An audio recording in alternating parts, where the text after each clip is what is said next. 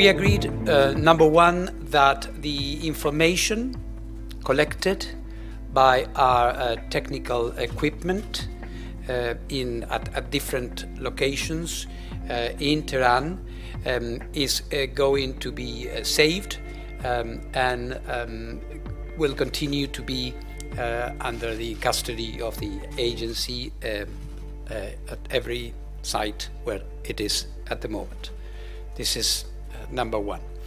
And number two, that the equipment and the verification and monitoring activities that we agreed will continue as they are now for 1 month, expiring then on June 24.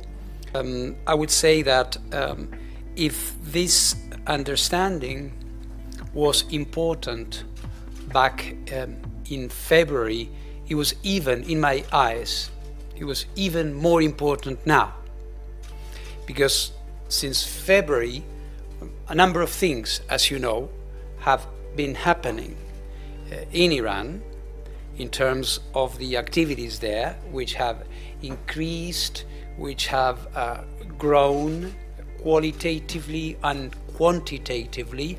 So what we saw as a possibility that should be avoided back then was even more.